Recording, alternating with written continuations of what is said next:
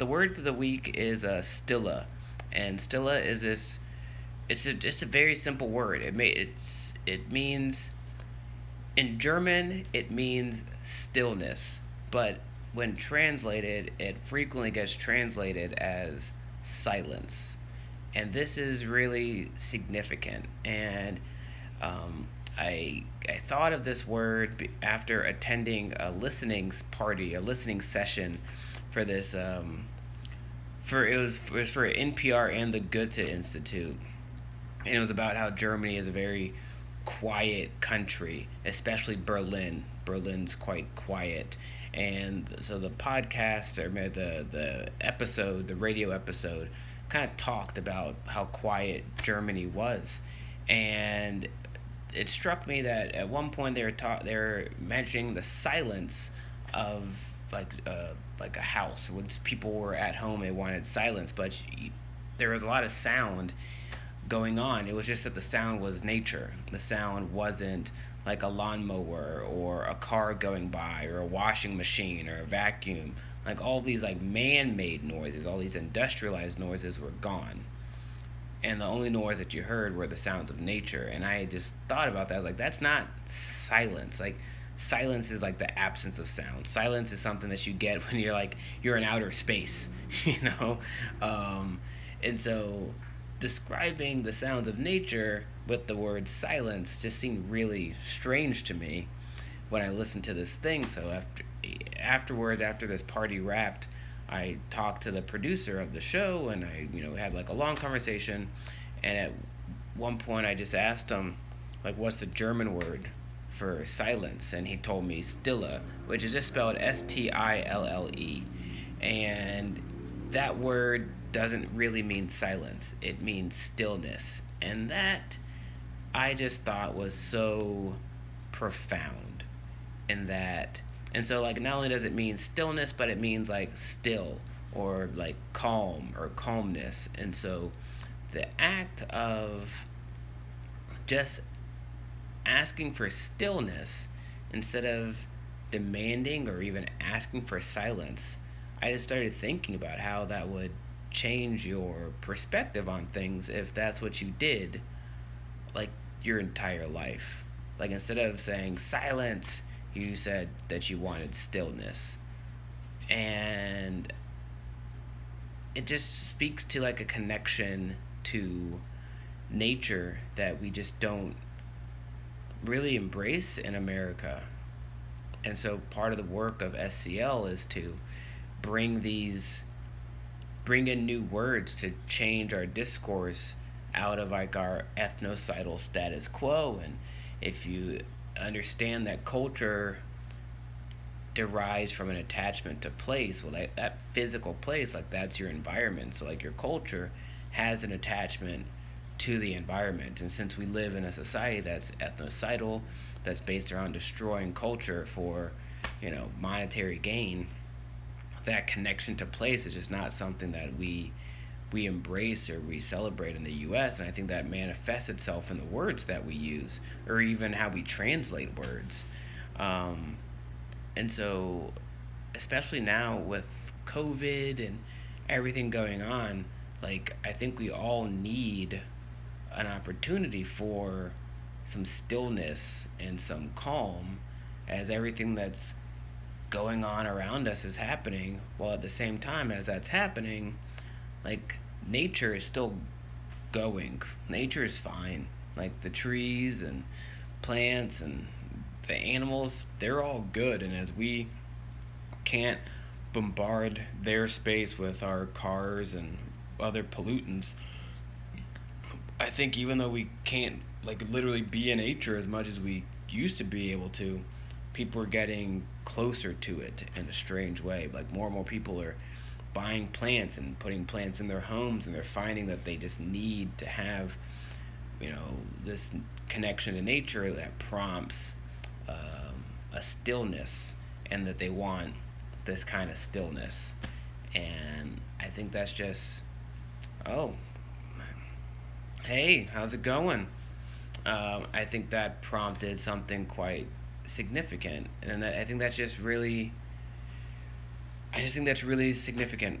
the how massive it can be if you ask for a stillness instead of silence.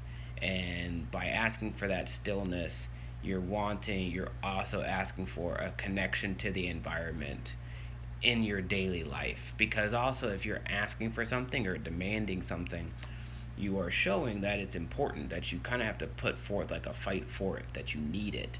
And so I just thought about that a lot, and I think it's just a concept that's really important today because there's a lot of anxiety, a lot of stress, a lot of things going on, and I think people need calm now more than ever.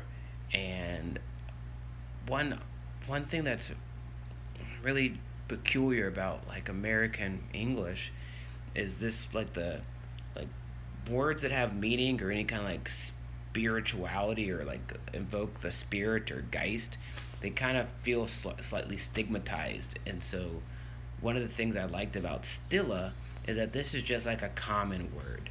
There's no special meaning. Like this is just how a whole culture of people, how they say silence. They just say stillness, and that's just the norm. And so in America, like we don't necessarily need to say Stille. You know, we don't speak German or Dutch, but we could say stillness instead of silence, or just say that they need calm or calmness instead of silence. And I think that's more. It just seems healthier. Like I started this IG live today, and I was kind of like not even focused because the weather's really nice this weekend. It's supposed to rain here in DC, or the weather's not supposed to be that great the rest of the week. So I just didn't do that much at all today. I just like opened my window and just kind of relaxed and did a bunch of nothing. Coincidentally, a friend of mine sent me like a text regarding another Dutch word that is hard to translate that also speaks to like a connection to nature that I'll share in a newsletter in the future.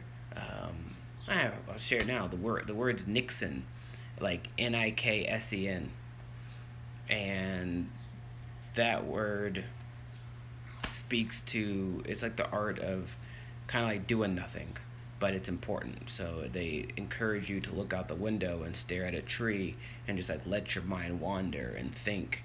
And so like as I'm literally in my house just engaging in stillness for most of the day, someone also sent me another word to encourage me to like productively do nothing even more. And it feels pretty good, not gonna lie.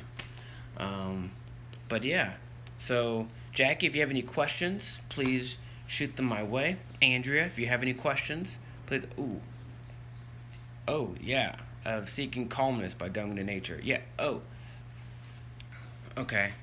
Can people experience still if they're like tending to their garden, but they still hear cars driving by? Yeah, I think so. Of course, I don't think uh, it's not a thing of absolutes. You know, like everything's like a level of degrees, and so cars are still going to go by. You'll still hear sounds, but and this also kind of goes into the notion of like Kairos time too, where like you create it, like you actively make it.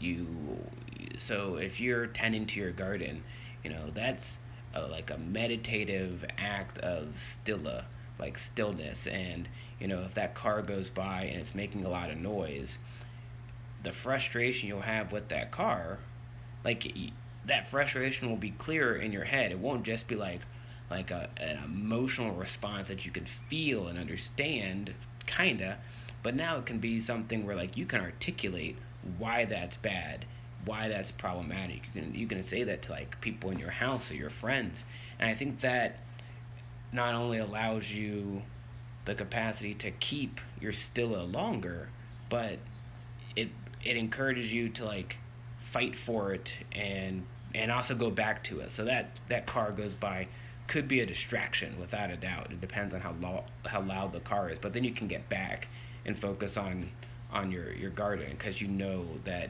you need this stillness in your life. and you can articulate it and defend it.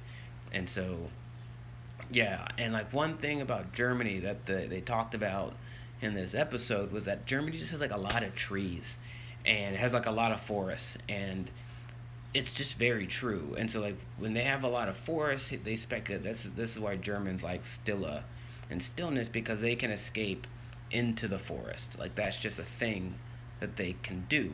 And by leaving your town and going into the forest, then you experience that stillness, and then you can understand and feel that it's beneficial, and now it becomes a part of your everyday life. The importance of having forests isn't just because clearly the animals and everything else in it are incredibly important, but like as a human, you go in there and you have a kind of spiritual meditative experience that's calming. And even in the podcast, there was like, I think there was one woman who, her work schedule, she figured out a way that she could like work from home so that she could spend a good like 4 hours or so, a week minimum. Or I think it was actually way more than that. It might have been like 2 hours a day just in the forest, just doing stilla all day. And like that was just fascinating to me. But then one other thing to think about Germany and the forest is like all of this, like the Brothers Grimm stories, like Cinderella and Sleeping Beauty and all this kind of stuff. All of these stories have it where you go into the forest and there's like some kind of magic. Something happens. This is where mystery exists, and like forests are like all wrapped into like folk tales of like Germanic culture. And so the part of being with nature has shaped the narrative of like these people. And clearly if you go to other parts of the world, you can see that their stories, their concepts of how you interact with nature fluctuates based on the environment. But like a place that has a lot of forests, um, not coincidentally, has a way of articulating silence as being one with the nature that's around them, and like experiencing it. And I think that's just massive, because the US, we don't do that. We don't have a narrative that encourages us to be one with nature. And even just like a regular kind of way, if you like the environment, that's it's almost like it's your profession, that you're a unique person that wants to do it, and not just be like a thing that everyone can casually articulate the benefit of. And saying stillness instead of silence is kind of one of those ways where you can casually just do it, and it's just fascinating. Um, but yeah, so thanks for the question, Jackie. You can definitely do Stilla if a car goes by. It'll be a distraction, but you just kind of get to go back in it. And um, so yeah, it's just a very, and so another thing that's really interesting. Oh, here we go. What are some ways we can ask for Stilla when access to nature in the U.S. is still somewhat based on wealth and privilege? Oh, great question. This is like a micro and a macro question. So like at a micro level, if you want Stilla in your home, that could be getting plants. And one of the big things about like having a plant in your house is that you have to water it and take care of it. And I don't think we feel empowered to articulate the importance of like properly watering your plants and doing that type of stuff. Like if it's not related to your job or being productive or something or other, we just have a hard time articulating why we need to do anything, which is like really alarming. But having like stilla, or just stillness and calmness, and understanding why that's important. And I think the words from like the previous weeks kind of help articulate it. I think Geist might be the best, where like it kind of helps your personality, or your spirit, your soul, your mind, your intelligence. It's helpful in that regard, being able to strongly articulate to others and to yourself why taking time to water plants is important is key. And so at a micro level, you can do that.